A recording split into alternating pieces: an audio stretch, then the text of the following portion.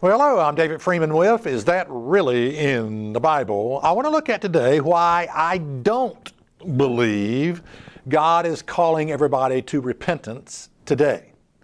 Again, what I said was I do not believe that God is calling everyone to repentance today. Now, I know for a lot of religious people that's almost a blasphemous statement. Well, what do you mean God's not calling everybody to repentance today? I mean, I thought God was desperately trying to get everybody, saved, and the devil's desperately trying to get everybody lost.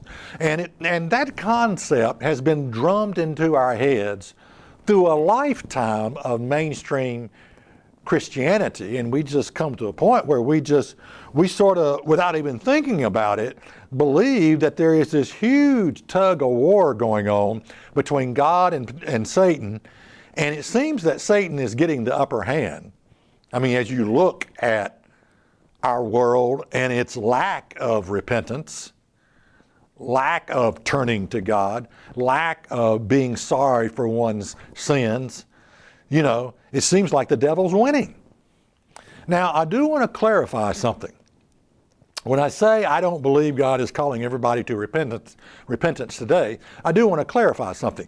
God is calling a first fruit, and He's been calling a first fruit down through history, probably ever since the day of Pentecost.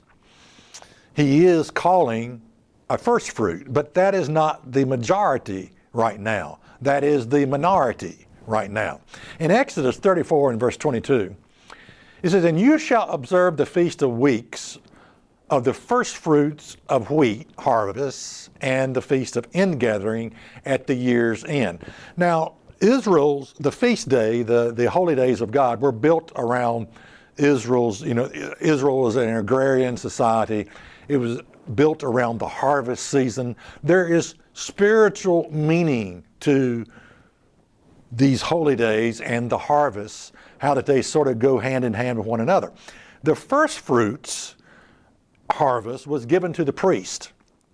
So we have a first fruit that's now being called that is given to the priest. Christ is our high priest, and He is now only calling a first fruit.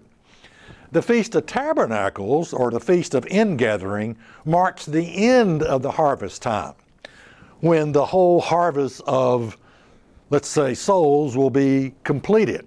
A much greater harvest at the Feast of Ingathering. Now, this is critical to understand, that God is right now calling a first fruit unto Himself. A much later harvest at the end of the harvest time will occur later during the second resurrection.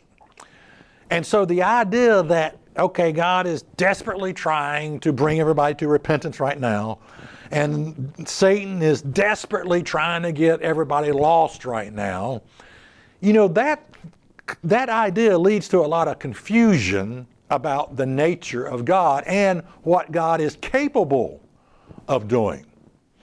Because if you look at the condition of our world right now, you would have to admit that God doesn't seem to be capable of doing much when it comes to bringing people to real repentance or bringing a nation to repentance. They don't seem to be doing much.